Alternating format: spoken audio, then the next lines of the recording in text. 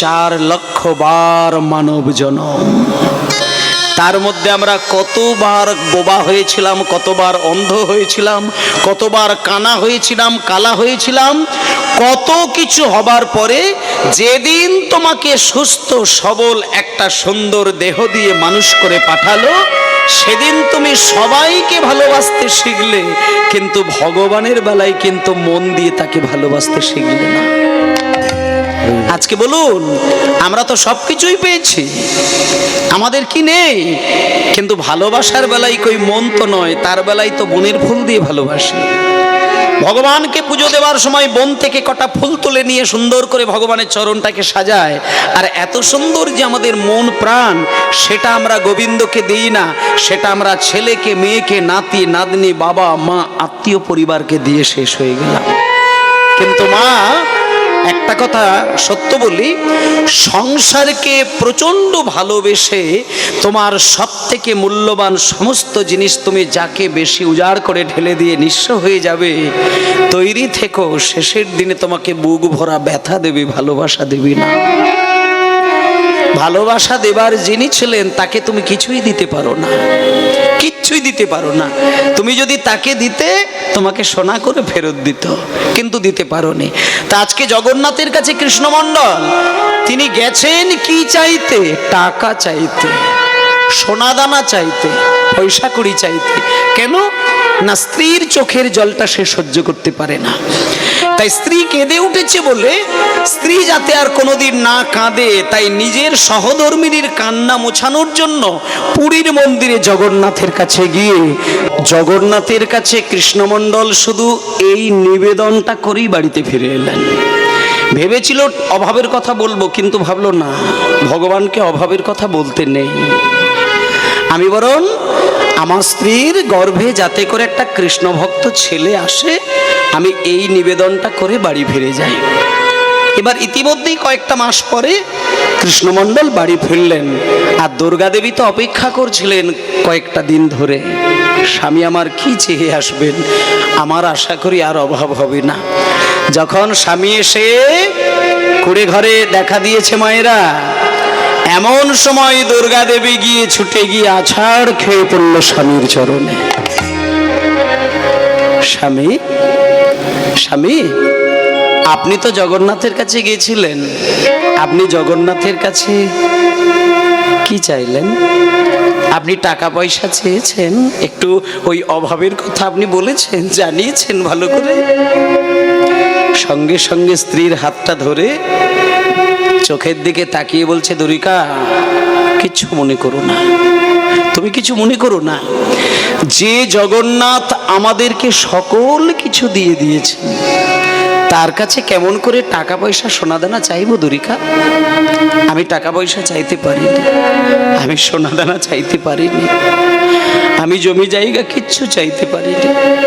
আমি জগন্নাথকে জানিয়ে এসেছি আমাদের বাড়িতে যেন একটা কৃষ্ণ ভক্ত সন্তান হয়। দ্বারিকা দেবী বলল, স্বামী, তুমি ঠিকই চেয়েছো, তুমি ঠিকই চেয়েছো, ঠিকই চেয়েছো, তুমি ঠিকই চেয়েছো। আমাদের টাকা পয়সা নেই, কিন্তু স্বামী, আমরা তো কোনোদিন না খেয়ে থাকি না। পান্তা ভাত হোক, ফেনা ভাত হোক, শুকনো মুড়ি হোক, কিছু তো কিছু দুঃখে দু মানুষের দিন চলে। স্বামী, তুমি ঠিকই বলেছ, জগন্নাথের কৃপা ছাড়া আমার মতো নারীর গর্ভে কৃষ্ণ ভক্ত সন্তান হবে না। তুমি ঠিকই চেয়েছো, ঠিকই চেয়েছো। দেখতে দেখতে সেই দুর্গা দেবীর গর্ভে একটা সন্তান জন্ম নিল। প্রত্যেক বাড়িতেই কিন্তু ছোট্ট ছোট্ট ছেলেমেয়েরা জন্ম নেয়। আর একটা কথা হচ্ছে, আমাদের সকলেরই দায়িত্ব হচ্ছে, বাড়িতে যখন ছেলে বা মেয়ে জন্ম নেবে, সব সন্তানকেই একটা মন্ত্র কিন্তু শেখানোর দরকার। সেটা হলো, যখন জন্মের সময়, মায়ের গর্ভে জন্ম নেওয়ার সময় সন্তান কেঁদে ওঠে, তখন তার ওই কান্নার শুভক্ষণে দুটো কানে কৃষ্ণ নাম শুনিয়ে দেওয়ার দরকার। আর যে ছেলে জন্মের সময় কৃষ্ণ নাম শুনবে, সেই ছেলে একদিন না একদিন কৃষ্ণ ভক্ত হবেই হবে। আর এটা সত্য কথা, যার অন্তরে কৃষ্ণ ভাবের চেতনা রয়েছে সেই ছেলে কোনোদিন মা বাবাকে খেতে দেয় না, এই নজির আপনি পৃথিবীতে একটাও দেখাতে পারবেন না। কৃষ্ণ ভক্ত সন্তান হয়েছে মানেই সে মা বাবার যথাযোগ্য সম্মান দেবে। যদি কোনোদিন হয়তো এটা হয় যে অনেক কৃষ্ণ ভক্ত সন্তান আছে যারা মাকে খেতে দেয়নি, বাবাকে খেতে দেয়নি, গলায় মালা আছে, তিলক সাবা আছে, ধুতি পাঞ্জাবি পরে, হরিনাম করে, হরিনাম শোনে, হরিনাম গায়, কিন্তু শোনেন এইরকম যদি কোনোদিন একটা কৃষ্ণ ভক্তকে দেখতে পান যে কিনা তার মাকে খেতে দেয় না, আপনি পরিষ্কার বুঝে যান ও কৃষ্ণ ভক্ত আদৌ নয়, ও কপট। ওর মধ্যে কৃষ্ণ প্রেমের লেশমাত্রটুকু নেই, লেশমাত্রটুকু নেই। যার ভেতরে কণামাত্র কৃষ্ণ প্রেম থাকবে সে যখন ভাত খেতে যাবে সে কিন্তু মায়ের কাছে গিয়ে প্রশ্ন করবে, মা তুমি খেয়েছো?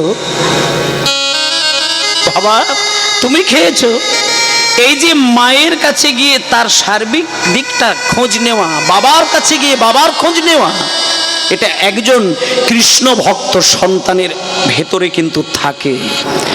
শুধু ছেলে দাও আমাদের বংশ রক্ষা হবে, ছেলে দাও বৃদ্ধ বয়সে খেতে পাবো, ছেলে দাও গাড়ি বাড়ি রক্ষা করবে, ব্যবসা বাণিজ্য রক্ষা করবে, কিচ্ছু হবে না। ছেলেকে শিক্ষিত বানালেই বংশ ধরে রাখা যায় না, সম্মান রক্ষা করা যায় না। ছেলে যতক্ষণে না মানুষ হবে, শিক্ষা বাড়লে, এডুকেশন বাড়লে একটা বড় চাকরি পাওয়া যেতে পারে। পরীক্ষার ফলাফল ভালো হলে হয়তো সার্টিফিকেটটা ভালো হবে, ভালো চাকরি পাবে, হয়তো ছেলে টাকার মেশিন হবে, কিন্তু মানুষ তৈরি হবে না। মেশিন আর টাকার মধ্যে অনেক তফাৎ। অনেক ছেলে আছে দেখবেন মাস গেলে 10 লাখ 20 লাখ টাকা রোজগার করে, বলা যেতে পারে সে টাকার একটা মেশিন, মানুষ নয়।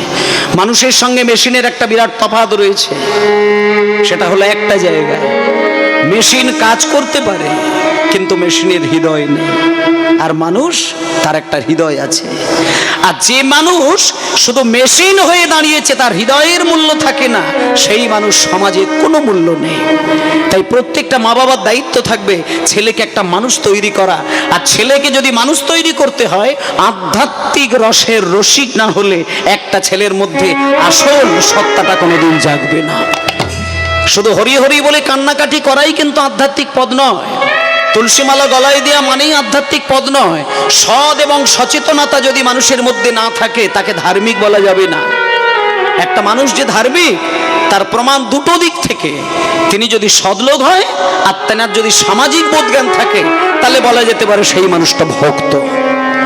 কারণ আগে হতে হবে ভদ্র, তারপরে হতে হবে ভক্ত। ভদ্রলোকের জন্য ভক্ত হওয়া সহজ, অভদ্র লোকের জন্য ভক্ত পৃথিবীতে কোথাও ঠাঁই নেই। তাই জন্য কৃষ্ণ প্রেমটা আগের দরকার। এই জন্মে কারোর কাছ থেকে কোনো কিছু ধার করে, ঋণ করে, সেই ধার বা সেই ঋণ যদি আমি শোধ করতে না পেয়ে মারা যাই, পরের জন্মে তার কাছে গিয়ে তার বাড়ির কুকুর হয়ে জন্ম নিতে হবে। ধার আমি করব না। জগন্নাথের কাছে কেঁদে কেঁদে কেঁদে কেঁদে আঁচল পেতে আমি যে ছেলেটিকে চেয়ে নিয়ে এসেছি, তার মুখে মধু দেব আমি পাড়ার লোকের কাছে ধার করে? আমি ধার করব না। আমি আমার ছেলের মুখে এমন মধু দেব যা কোটি কোটি টাকা থাকলেও কিনতে পারবে না, যা কোনো দোকানে পাওয়া যায় না কিন্তু দোকানে পাওয়া যায়। আজকে আমার ছেলের মুখে এমন মধু দেব যা কোটি টাকার মালিক হলেও কিনতে পারবে না।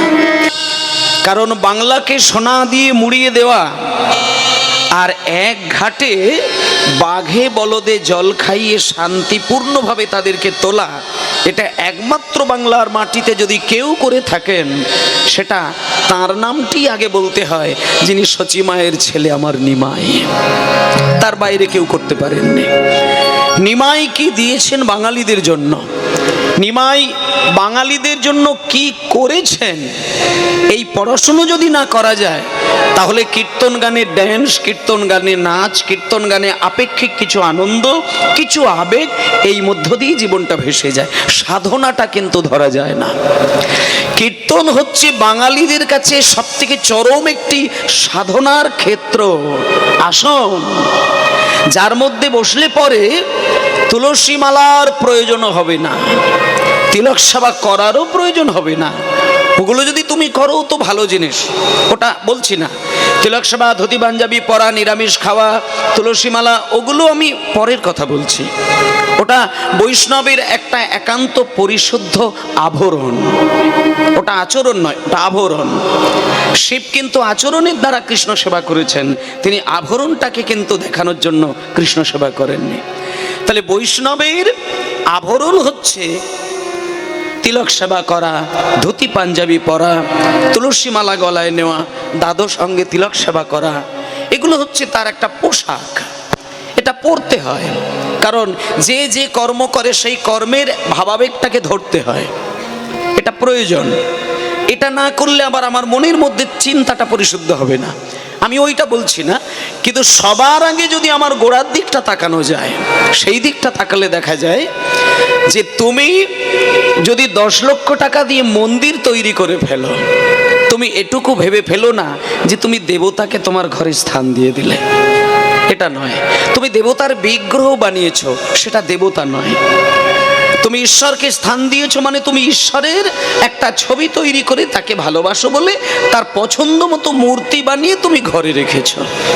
এমন একটা মূর্তিকে বানিয়েছো যে মূর্তিটা দেখলে তোমার প্রেমটা জাগবে, সেটাই তোমার কাছে ভগবানের রূপ। কিন্তু ভগবানের যে আসল কি রূপ সেটা কাউকে ধরা দেননি, কারণ যে সর্বশক্তিমান তার রূপ দর্শন করা সামান্য মানুষের কাজ নয়। এই তারা, নক্ষত্র, সূর্য, চন্দ্র, এগুলো সব কৃষ্ণের পায়ের কাছে খেলনার মতো ঘোরাঘুরি করে। তাহলে দুপুরবেলা যে সূর্যের দিকে তাকাতে পারি না, সেই ক্ষমতা নেই, সেই সূর্য হচ্ছে আমার ভগবানের খেলনা। আর সেই ক্ষেত্রে আমি কৃষ্ণের রূপ দেখব, ভগবানের রূপ দেখব, এটা ভাবা আমাদের অনেকটা দুঃসাহস হয়ে যায়। ওদিকটা না যাওয়াই ভালো। শুধু ভালো লাগার মতন করে রূপ তৈরি করে একটা মূর্তি তৈরি করেছি, আমরা বলে দিয়েছি ইনি হলেন রাধারানী, ইনি হলেন কৃষ্ণ। কিন্তু যাকে দেখার কথা তাকে দেখতে গেলে ওই বিগ্রহের মধ্যে নয়, ওই মন্দিরে নয়, ওই বৃন্দাবনে নয়, ওই দ্বারকায় নয়, ওই নবদ্বীপে নয়।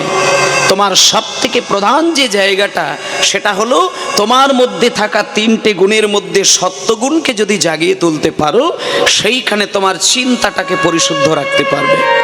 যে রাজসিক গুণে ডুবে থাকবে তার চিন্তা পরিশুদ্ধ হবে না, যে তামসিক গুণে ডুবে থাকবে তার চিন্তাকে কোনোদিন পরিশুদ্ধ করতে পারবে না। তাই গুণটাকে আগে পরিষ্কার করতে হবে, তারপরে চিন্তাটাকে পরিশুদ্ধ করতে হবে। আর চিন্তা যদি একবার পরিশুদ্ধ হয়, তার আবেগ কিন্তু বড় মধুর হবে। আবেগটা মানুষের কাছে সব থেকে মূল্যবান, এর বাইরে কোনো কিছু মূল্য নেই। তোমার মুখের ভাষার মূল্য নেই, তোমার আবেগ যদি তেতো হয়। আর আবেগ যদি মিষ্টি হয়, ভাষাটা মধুর থেকে মধুর হয়ে যায়। তাই শিশুকে কোলে করে যখন কেউ আদর করে, সেখানে শিশুর ওই মুখের বাণী শুনে কেউ আদর করে না, শিশুর পা থেকে মাথা পর্যন্ত তার সুমিষ্ট আবেগটাকে দেখে বুকে জড়িয়ে ধরেন। তাই আবেগ আগে পরিষ্কার করতে হয়। আর সেই আবেগটিকে যদি সুমধুর করে তোলা যায়, তাহলে মানুষের ভাবনাটাকে সুমধুর করতে হবে। আর ভাবনাকে যদি সুমধুর করা হয়, তাহলে সনাতনী কিছু রীতিটাকে মেনে চলতে হবে।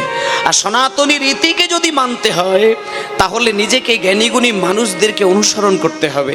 তাদের অনুসরণ করে তারা যে পথে সম্মান দিয়েছেন আসনকে, সেই আসনের যোগ্য সম্মান দিয়ে নিজেকে দাঁড়াতে হবে। তাই এই কীর্তনের আসনটি নিছক একটা বাৎসরিক হই হুল্লোড় করা আসন কিন্তু নয়। এটা অনেকেই বোঝেন না।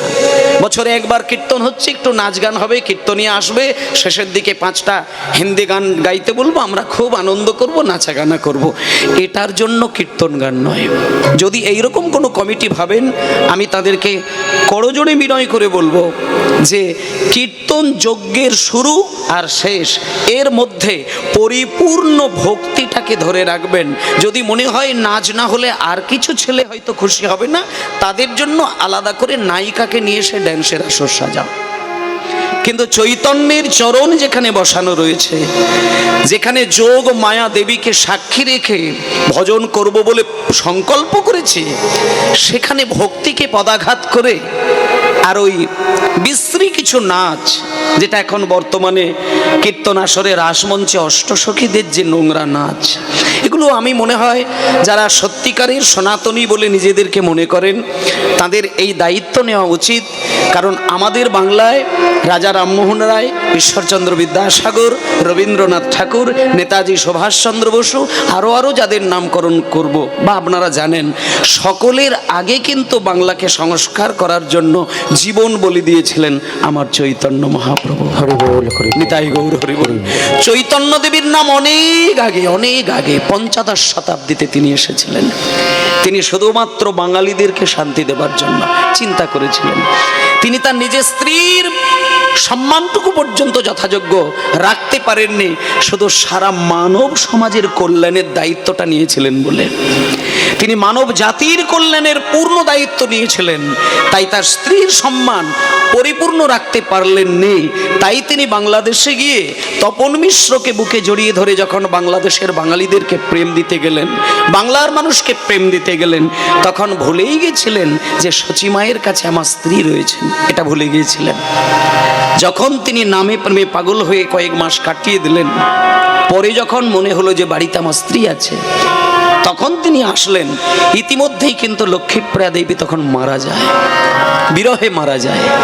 কারণ একটা মানুষ যদি নিজের থেকে বেশি কাউকে ভালোবেসে ফেলেন, কিছু পাবার স্বার্থে ভালোবাসলে সে ব্যথা সহ্য করা যায়, কিন্তু পাবার স্বার্থে নয়, কেবল আমি ভালোবাসার জন্যই তাকে ভালোবাসবো, কিছুর জন্য ভালোবাসি না। এই ভালোবাসাই ভালোবাসতে যদি কেউ শেখে, আর সেই মানুষ যদি চিরতরে বিদায় নেয়, এটা যদি জানতে পারেন, নীরবে তার জন্য কাঁদতে কাঁদতে মৃত্যুবরণ করেন, সেটা কোনো অস্বাভাবিক ঘটনা নয়। তাই লক্ষ্মীপ্রিয়া দেবী নিমাইয়ের প্রথম স্ত্রী। এবং মায়ের এই জায়গাগুলো একটু খুব সাধারণভাবে কটা কথা আমি জানাই।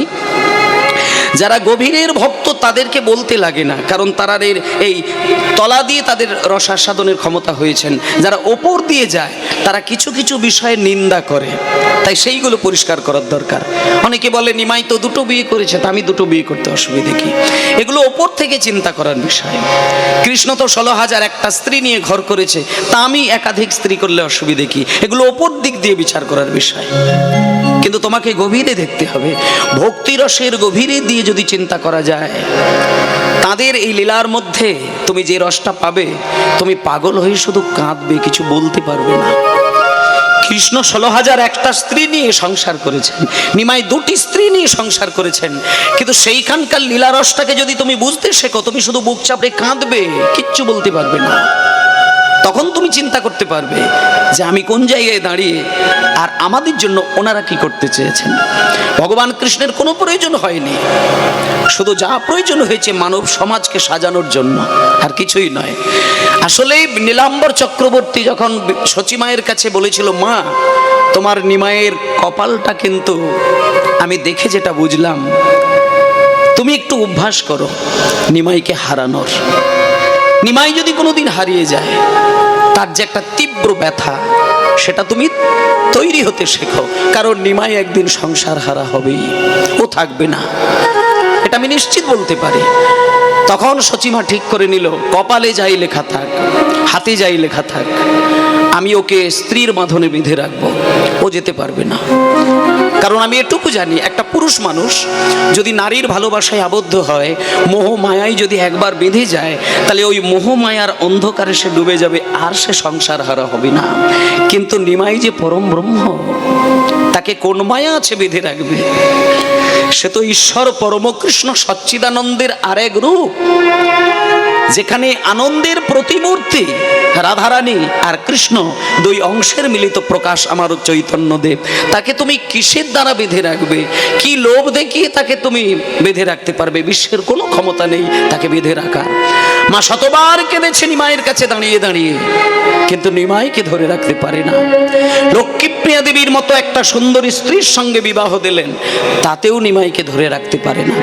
যখন প্রথম স্ত্রী মারা যায়, দ্বিতীয় বিবাহ দিয়েছিল বিষ্ণুপ্রিয়া দেবীর সঙ্গে, সেখানেও নিমাইকে ধরে রাখতে পারে না। তিনি সন্ন্যাসী হয়ে বেরিয়ে গেলেন। বিষ্ণুপ্রিয়া দেবীর মতো স্ত্রীকে হারিয়ে ছেড়ে বেরিয়ে গেল নিমাই। কেন?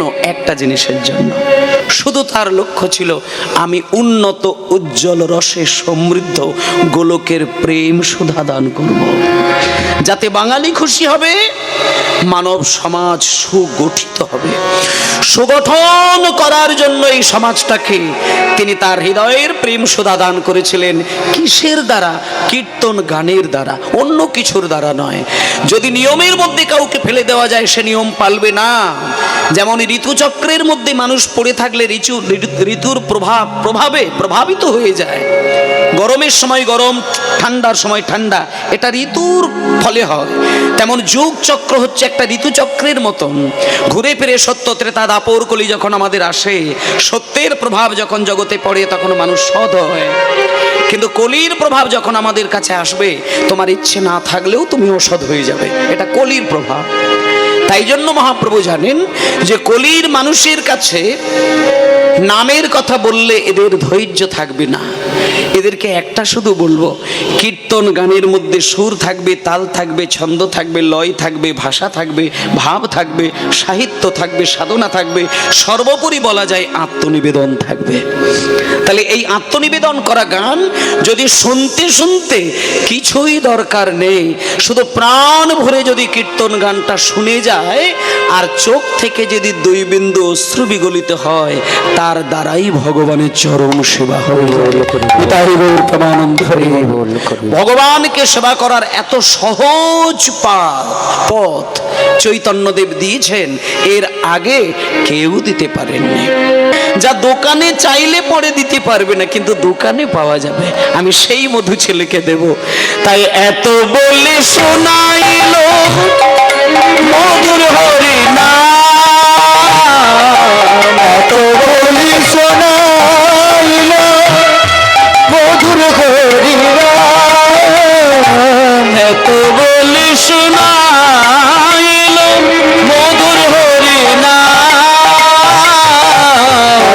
বলে শোনাইল মধুর হরি নাম। হরি নাম শুনি শিশু হাসে অবিরাম, হরি হরি হরি নাম শুনে শিশু হাসে অবিরাম, হরি নাম শুনে শিশু হাসে অবিরাম। দরিকা, ও দরিকা,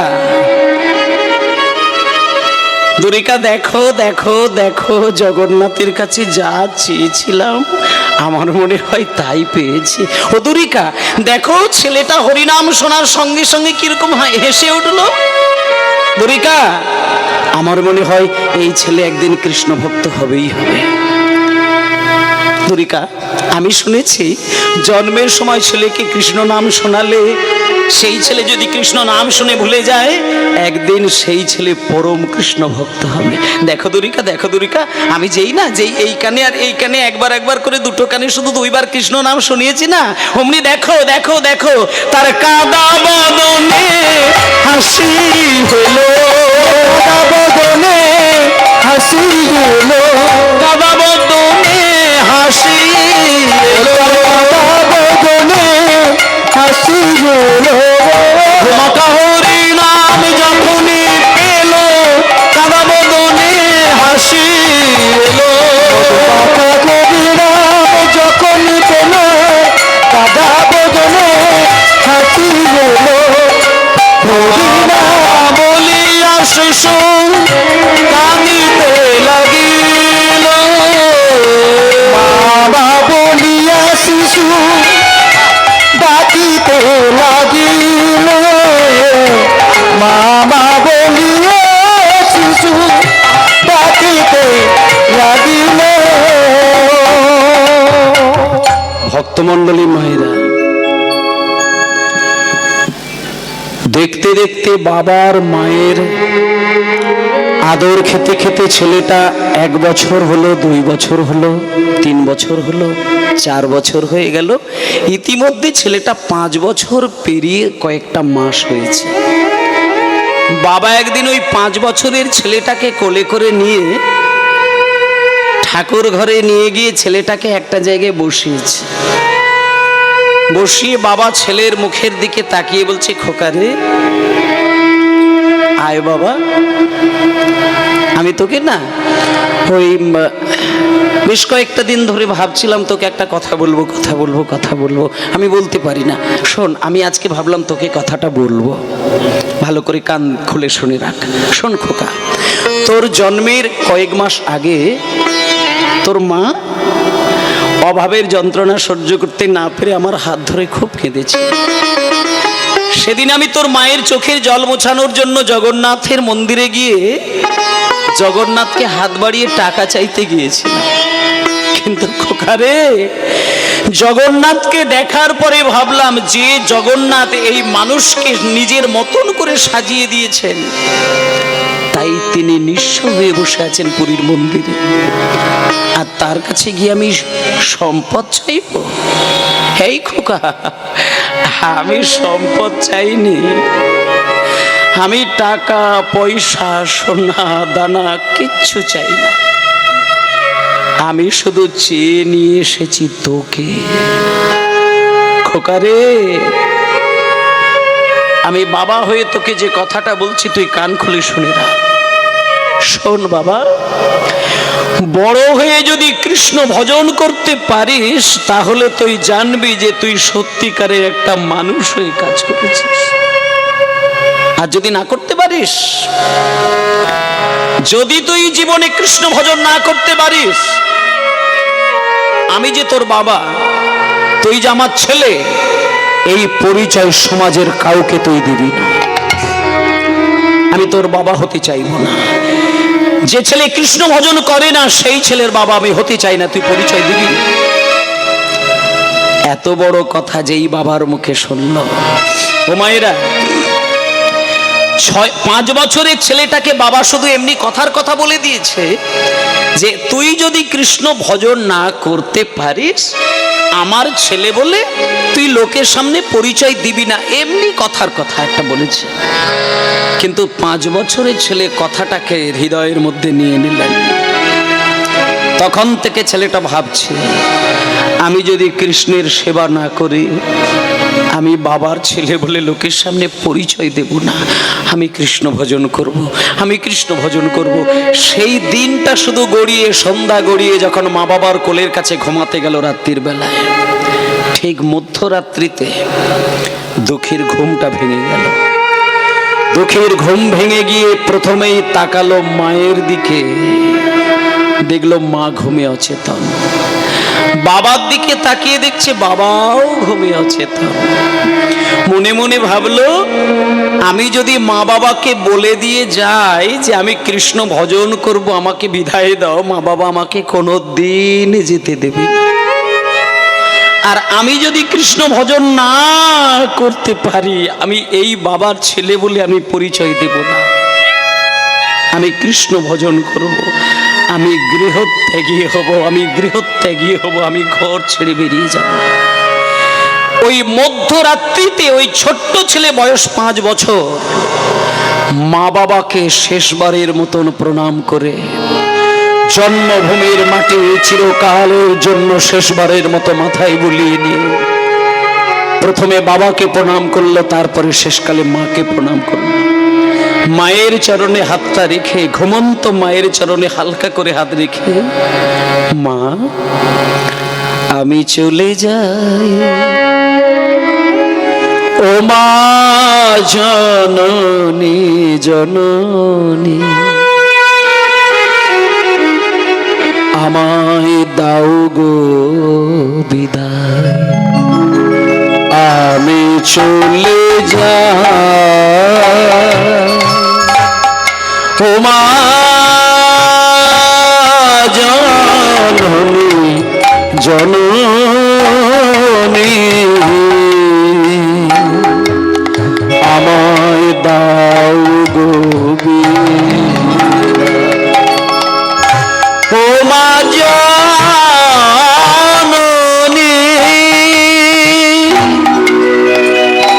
জন্মভূমি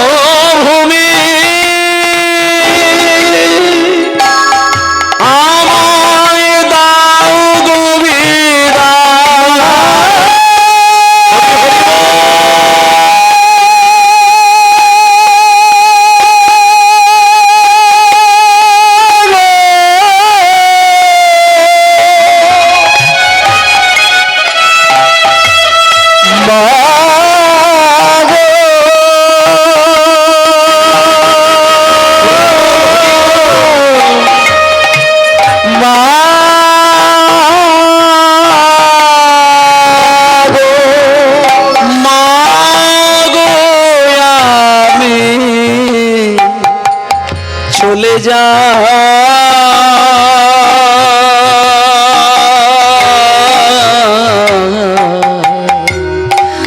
আমি চলে যা আমি চলে যা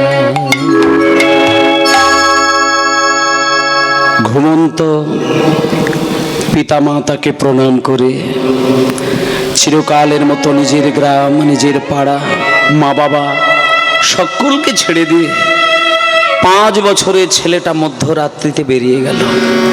মেদিনীপুর জেলা পার করে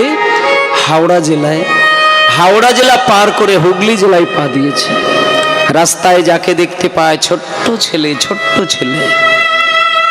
ভিক্ষার একটা ছোট্ট ঝুলি হাতে নিয়ে বলছে, ওগো দাদা আমি নবদ্বীপ যাব, কত দূর বলতে পারো? এই খোকা, আরে এই ছোট্ট অল্প বয়স নবদ্বীপ যেতে পারিস? যা ভিক্ষে করছিস ভিক্ষে কর। যাকেই জিজ্ঞেস করে যে আমি নবদ্বীপ যাব কত দূর, সবাই ধমক দিয়ে বলে, এই খোকা নবদ্বীপের খোঁজ নিয়ে লাভ নেই, ভিক্ষে করে বেড়াচ্ছিস ভিক্ষে কর, যা ওই পাড়ায় বেরিয়ে যা। যখনই বলে ভিক্ষে করে খাচ্ছিস ভিক্ষে করে খা, তখন ছেলেটা হাত জোড় করে বলে, ওগো তোমরা আমাকে দেখছো আমি ভিখারি, আমার হাতে একটা ভিক্ষার ঝুলি আছে বলে তোমরা ভাবছো আমি ভিখারি? হ্যাঁ আমি ভিখারি, কিন্তু ওই অর্থের কাঙাল আমি নাই, আমি কিন্তু ওই টাকা পয়সার ভিক্ষা করিনি। আমি কিসের ভিখারি জানো? শুনে না,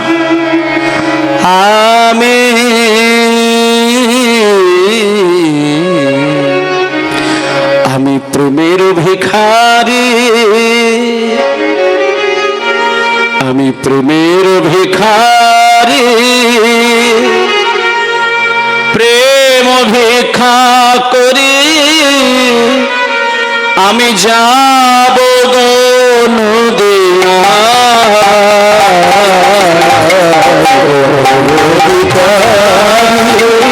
প্রেম ভিক্ষা করি যাব গো নদিয়া। হরি হরি বলে দুটি বাহু তুলে, হরি হরি দুটি বাহু তুলে, হরি হরি বলে দুটি বাহু তুলে,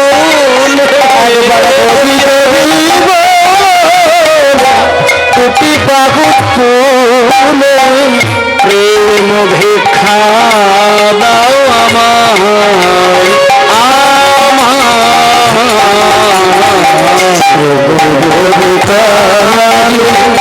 প্রেম ভিক্ষা করি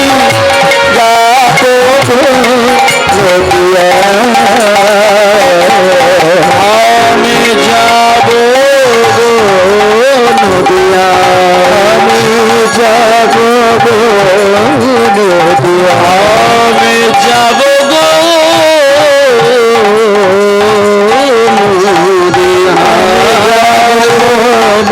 নদিয়া, আমি যাব গো নদিয়া, আমি যাব গো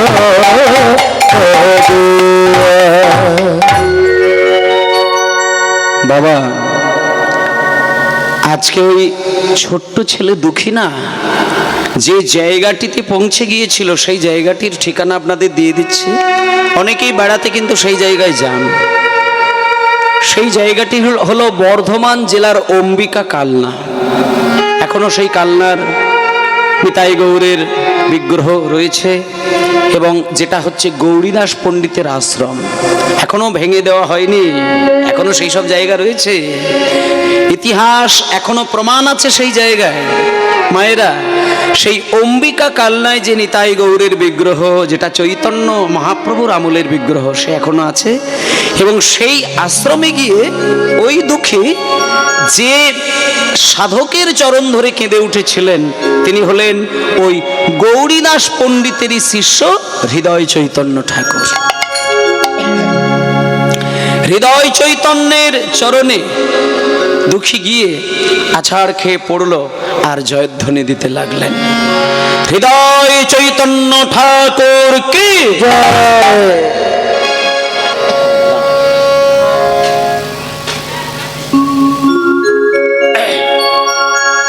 হৃদয় চৈতন্য ঠাকুর কি জয়, হৃদয় চৈতন্য ঠাকুর কি জয়, হৃদয় চৈতন্য ঠাকুর কি জয়।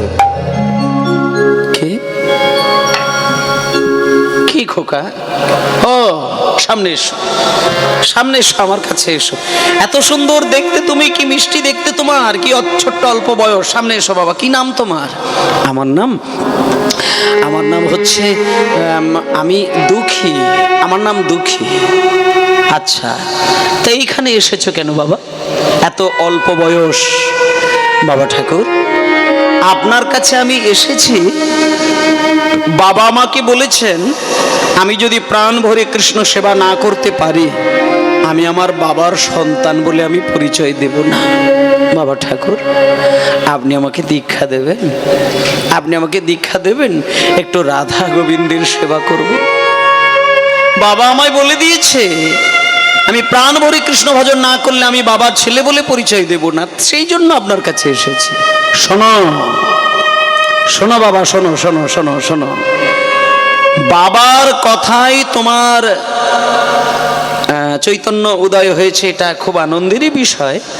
বাবার কথা শুনে তুমি যে এতটা দূর পর্যন্ত এসেছো, এটা খুব ভালো একটা কথা। কিন্তু একটা কথা বলি, আমি কিন্তু ওই দুম করে কেউ এসে পা জড়িয়ে ধরে বলল দীক্ষা দাও আর আমি অমনি দীক্ষা দিয়ে দিলাম, আমি কিন্তু ওই ধরনের গুরুদেব নয়।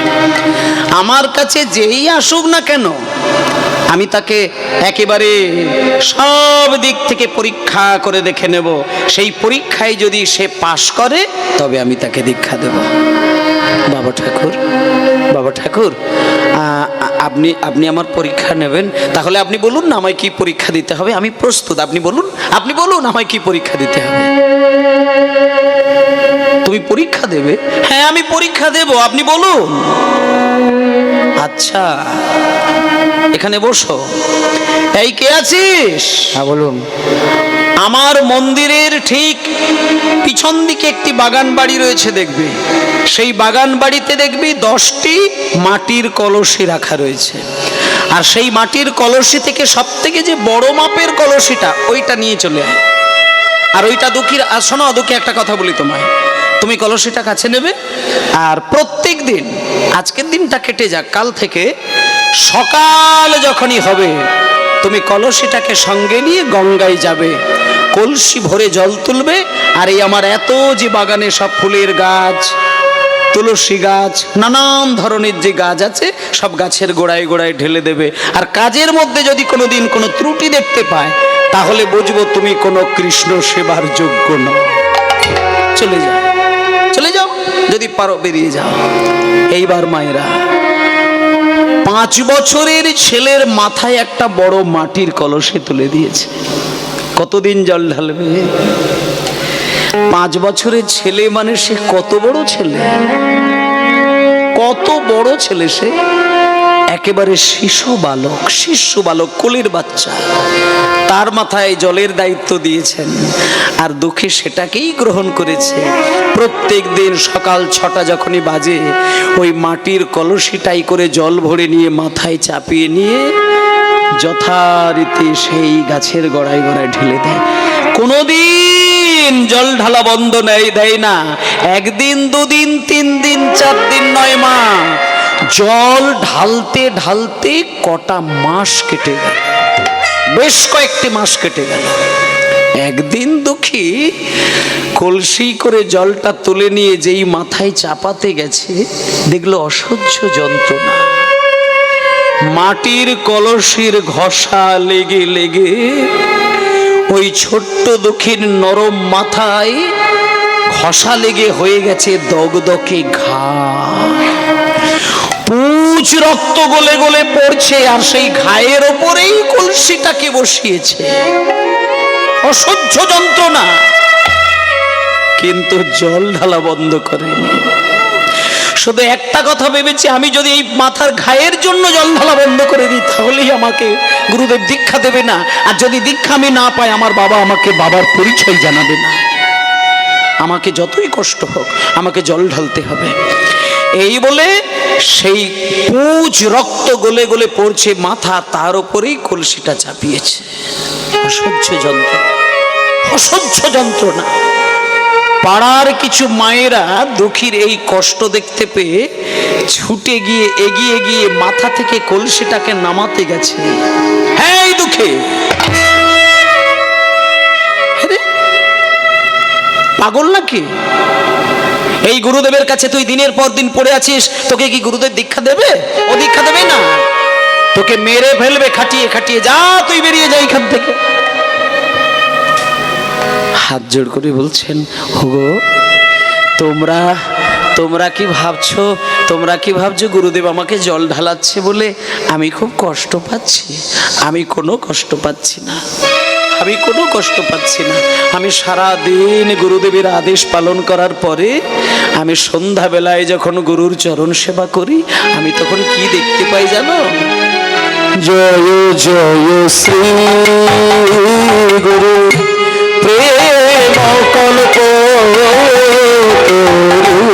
জয় জয় শ্রী গুরু প্রেম কল্প তরু, বড় অদ্ভুত জাগত প্রকাশ, বড় অদ্ভুত জাগ্রত প্রকাশ, অদ্ভুত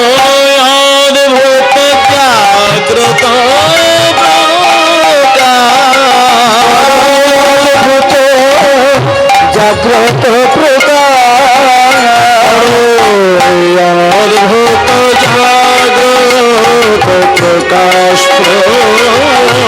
অদ্ভুত জাগ্রত প্রকাশ, অদ্ভুত জাগ্রত প্রকাশ, অদ্ভুত জাগ্রত প্রকাশ।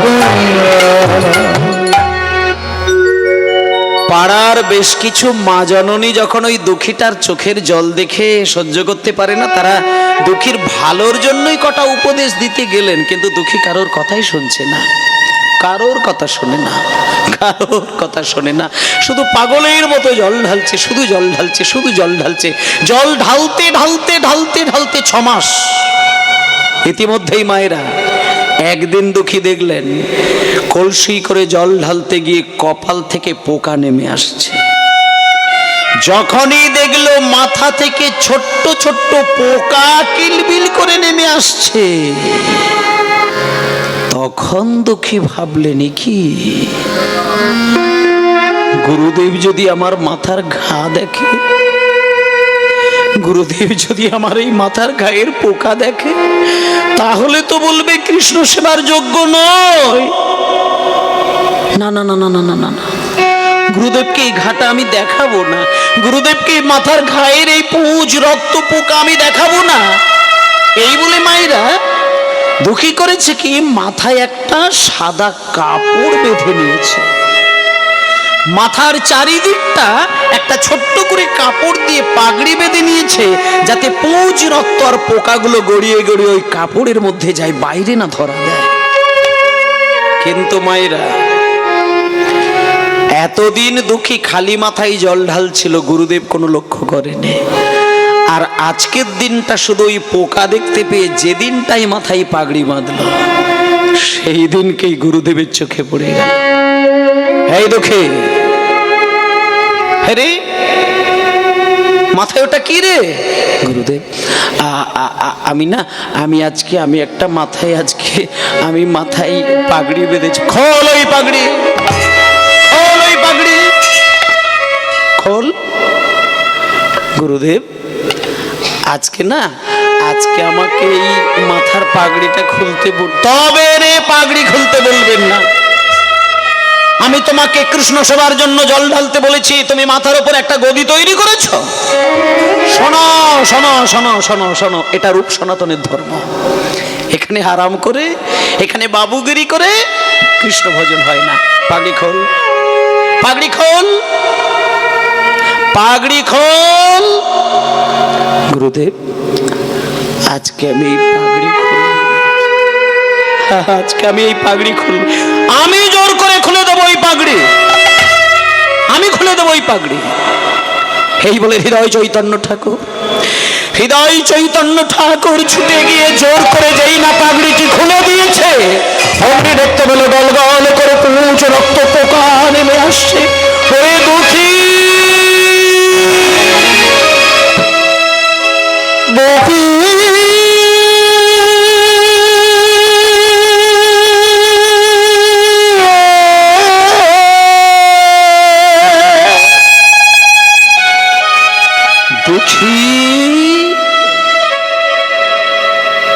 তুই কি করেছিস? তোর সারা মাথায় দগদগে ঘা, পুজ রক্ত গলে গলে পড়ছে, পোকা কিলবিল করছে। কই তুই আমায় আগে জানাস? ওরে চিরকালের মতো তোর মা বাবাকে ছেড়ে দিয়ে তুই যে আমার কাছে এসেছিস, আমি যে তোর বাবা, আমি যে তোর মা, আমি তোর বাবা। তুই যদি আমায় এই কষ্টের কথা না বলবি, কাকে বলবি? লোকে আমায় বলবে একটা বাচ্চা ছেলে দীক্ষা নিতে আসলো, তাকে মেরেই ফেললেন। এই দুঃখী, হে তুই যদি এই মাথার ঘা কয়েক মাস আগে আমাকে জানাতিস, আমি বড় বড় চিকিৎসক ডেকে তোর ঘাটা আমি সম্পূর্ণ সারিয়ে দিতাম। এই কথা শুনে সঙ্গে সঙ্গে দুঃখী গুরুদেবের চরণে আছাড় খেয়ে পড়েছে। গুরুদেবের দুটি চরণ ধরে কেঁদে কেঁদে কেঁদে কেঁদে বলে, ওগো গুরুদেব, আমার মাথার ঘায়ের কথায় আপনাকে জানালে আপনি হয়তো বড় বড় চিকিৎসক ডেকে আমার চিকিৎসা করতেন, কিন্তু কৃষ্ণ সেবার জল ঢালা তো বন্ধ যেত না। ওই জল হয়তো আমি ছাড়াও অন্য কেউ এনে দিত, কিন্তু চিকিৎসা করাতে গিয়ে আমাকে যে এক জায়গায় শুয়ে বসে থাকতে হতো। ওগো গুরুদেব, দয়া করে আপনি আমার চিকিৎসার ব্যবস্থা করে দিতেন বটে, কিন্তু আমি যে কৃষ্ণ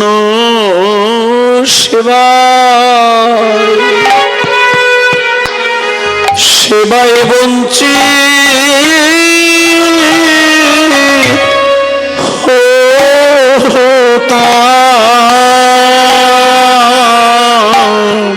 নিতাই গৌর হরি হরি মোর। আমি কৃষ্ণ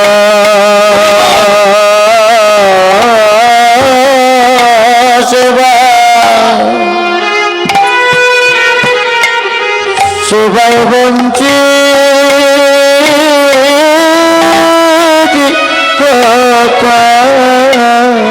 আমায় জলানিতে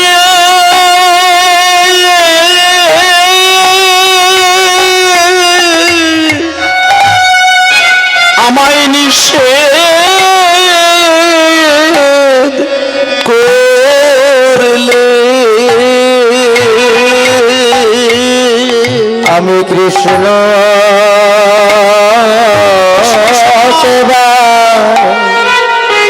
সেবায় বঞ্চিত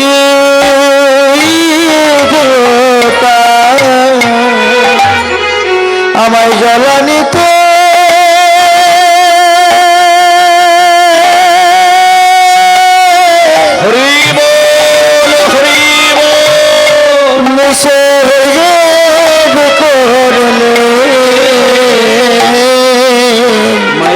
আসতে কোটি কোটি জন্মের সুকৃতি না থাকলে কোনোদিন একটা 5 বছরের ছেলের মুখ থেকে এই কথাগুলো বার হয় না। বাবা বলেছে বলে কথার কথা মাথায় নিয়ে আজকে কি সেবা শুরু করেছে। মাথায় ঘা, পুজ, রক্ত, পোকা, তবুও কিন্তু জল ঢালা বন্ধ করেনি। গুরুদেব যখন বলেছে আমি তোর চিকিৎসা করে দিতাম, উল্টে গুরুদেবকে বলছে, গুরুদেব চিকিৎসা যদি করাতে হতো আমি তো জলটা ঢালতে পারতাম না। এক জায়গায় চিকিৎসার জন্য আমাকে বিশ্রাম নেওয়ার জন্য বসে থাকতে হতো, তাতে করে তো আমি কৃষ্ণ সেবা থেকে বঞ্চিত হয়ে যেতাম গুরুদেব। সঙ্গে সঙ্গে গুরুদেব বললেন, ওরে দুঃখী, আমি যদি তোকে দীক্ষা না দিই আমি ভগবানের কাছে বিরাট অপরাধ করে ফেলব। আই বাবা, আমি তোকে দীক্ষা দিয়ে দিলাম, শোন, আমি তোকে দীক্ষা দিয়ে দিলাম, চলে যা, তুই চলে যা মধুময় শ্রীধাম বৃন্দাবনে চলে যা। জীব গোস্বামী পাদের চরণে তুই আশ্রয় নিবি, সেইখানে গিয়ে তুই রাধা গোবিন্দের শুদ্ধ প্রেম সেবা তুই জানতে পারবি। আজ থেকে আমি তোর বৈষ্ণব জগতে একটা নাম করে দিলাম কৃষ্ণদাস, আমি তোর নাম রেখে দিলাম কৃষ্ণদাস। তুই কৃষ্ণদাস নাম নিয়ে চলে যা বৃন্দাবনে, সেইখানে গিয়ে রাধা গোবিন্দের সেবা কর। সঙ্গে সঙ্গে দুঃখী চলল বৃন্দাবনে। আমি হরি বলবো মদন মোহন, দেখব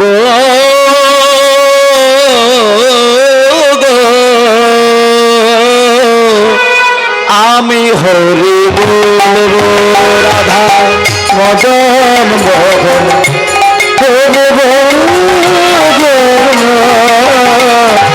আমি হরি বলবো রাধা মদন মোহন,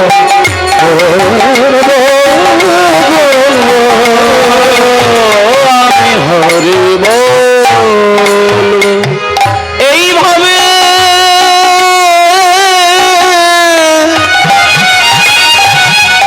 আমি ব্রজের পথে চলব,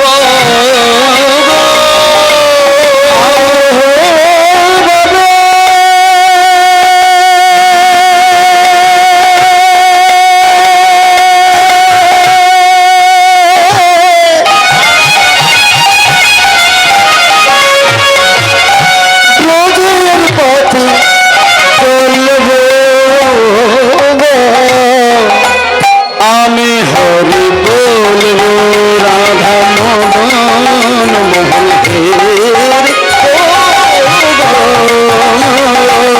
আমি হরি বলবো রাধা মদন মোহন,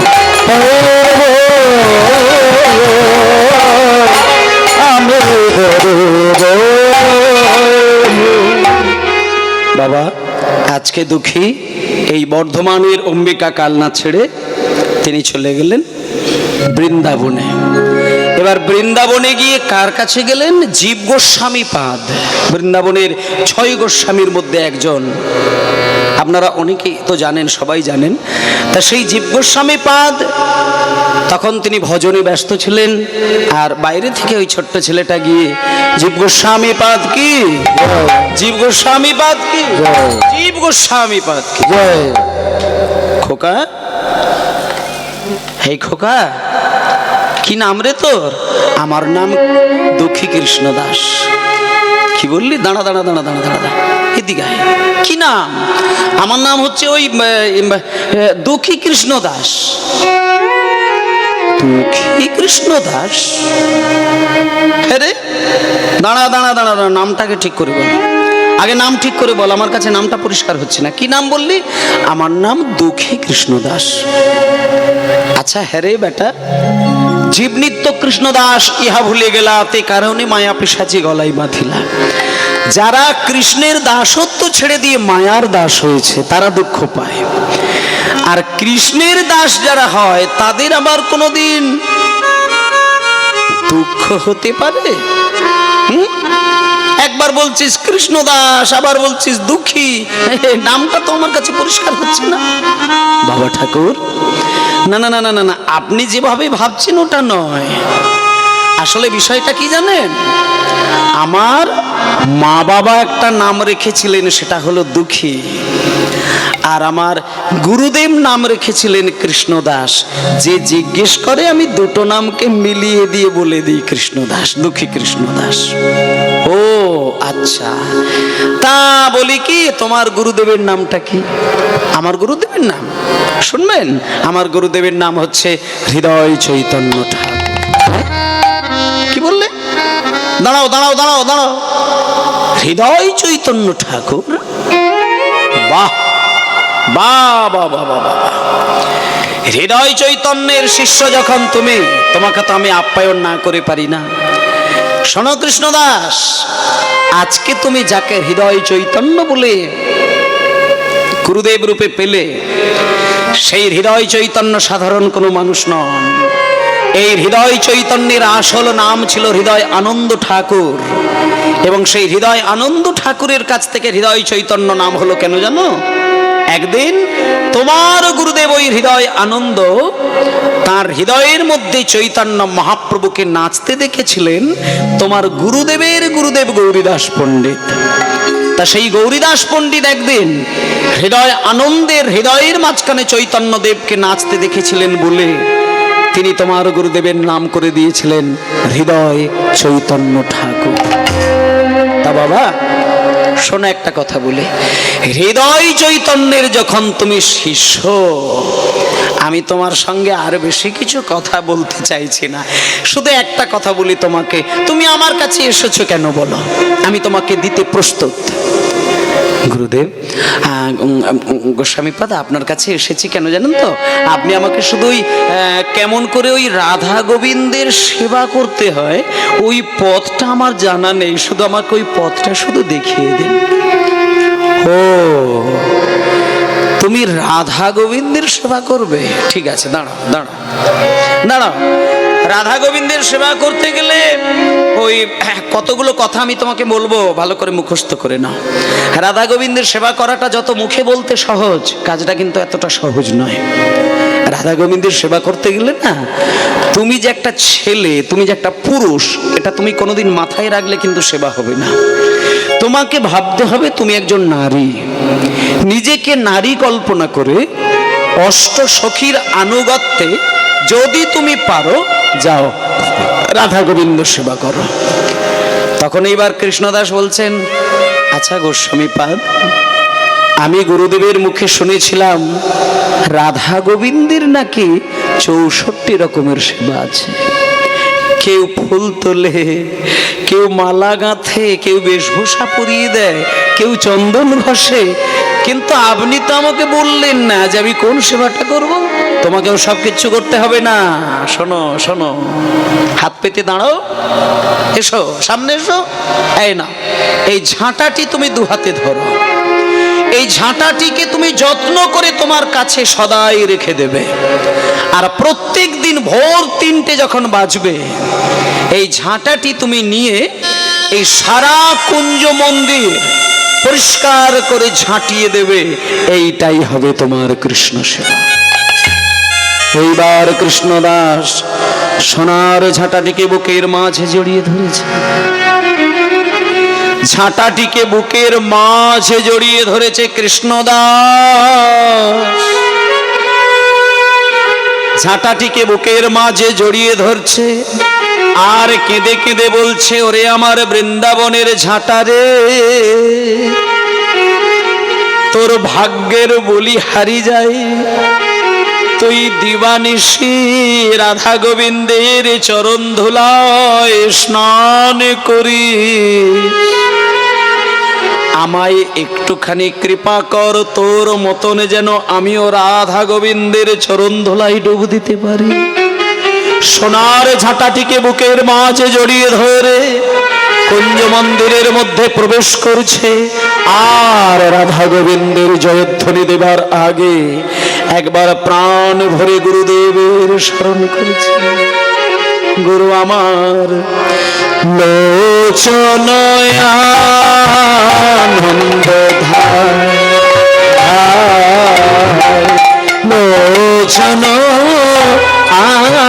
আনন্দ ধায়, গুরু লোচন আনন্দ ধায়, গুরু লোচন আনন্দ ধায়। গুরু আমার অযাচিত মোহেন পতিত হেরি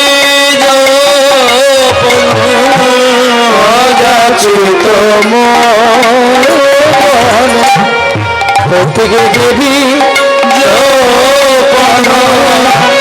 যাচিতে আলো হরিনা যাচিতে আলো হরিনা যাচিতে আলো হরিনা যাচিতে আলো হরিনা আর যাচিতে আলো হরিনা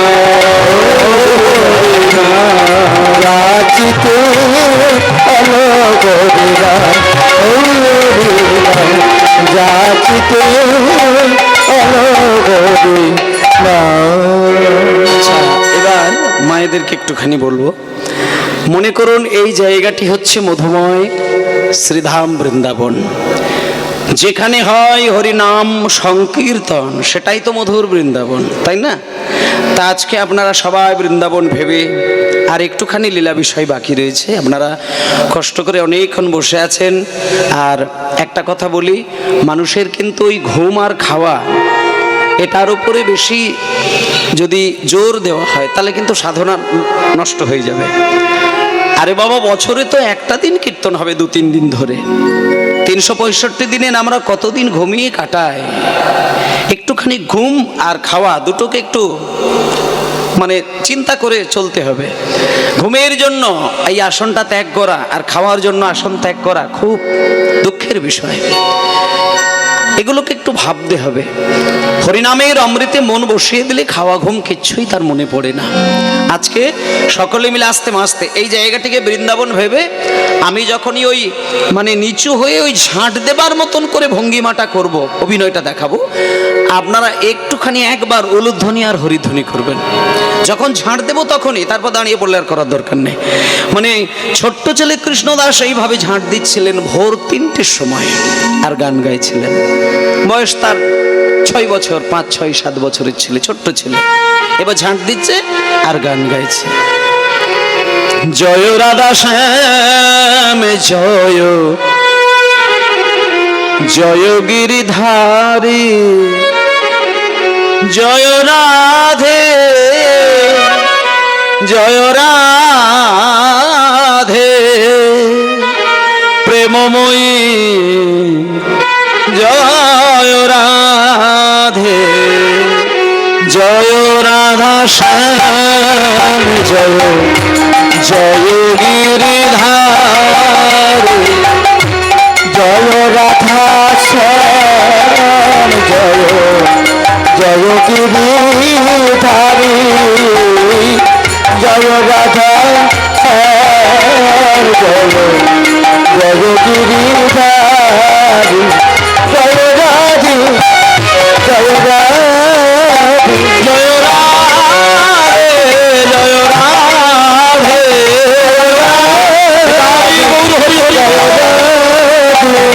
আর প্রেমময়ী জয় রাধে, জয় রাধা শ্যাম জয়, জয় গিরিধারী, জয় রাধা শ্যাম জয়, জয় গিরিধারী। সর্বনাশ। ওমা, ঠিক ভোরবেলা উঠে ছেলেটা আস্তে আস্তে ভোরবেলা উঠে ছেলেটা ঝাঁট দিচ্ছে। গুরুদেব যা বলে দিয়েছেন একেবারে পাই টু পাই, কথার টপ টু বটম যা বলেছে তাই করছেন। এবার মায়েরা একটু কথা নয়, পূর্ব দিক থেকে কোণ করে উত্তর দিক ঘেঁষে, পশ্চিম দিক ঘেঁষে গোল করে ঝাঁট দিতে দিতে দিতে দিতে দিতে দিতে ঠিক এই দিকের পূর্ব দক্ষিণ কোণে যখনই ছেলেটা এসেছে, দেখলো কোণে একটা ছোট্ট নূপুর পড়ে রয়েছে, সোনা দিয়ে মোটা করে নূপুর বাঁধানো, তার মধ্যে আবার হিরে বসানো। ও বাবা, এ কার নূপুর? এত সুন্দর সোনা হিরে মুক্ত দিয়ে তৈরি করা নূপুর। ও আচ্ছা আচ্ছা আচ্ছা আচ্ছা, আমার এইবার মনে পড়েছে, নূপুরটা মনে হচ্ছে ওই সাধারণ কোনো মানে মায়েদের নূপুর নয়, হয় হতে পারে কোনো রাজকন্যার হতে পারে, আর না হলে রানীর কোনো নূপুর হতে পারে, কারণ সোনা দিয়ে হিরে দিয়ে বাঁধানো নূপুর মানে তো যাত্রার নূপুর হবে না, এই বলে কৃষ্ণদাস যেই না নূপুরটি স্পর্শ করলো, যেই না নূপুরটি স্পর্শ করে চমনি সর্ব অঙ্গ থরথর করে কেঁপে উঠল, সারা শরীর আনন্দে লহরে বয়ে গেল, সর্ব অঙ্গ শিহরে উঠল। হে কৃষ্ণ করুণা সিন্ধু দীনবন্ধু জগৎপতে গো বেশ কবিকাকান্ত রাম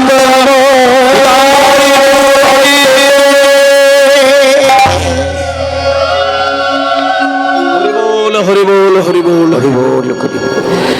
এত সুন্দর নূপুর ছোঁয়ার সঙ্গে সঙ্গে আমার পা থেকে মাথা পর্যন্ত শরীরটা কিরম থরথর করে কেঁপে উঠল।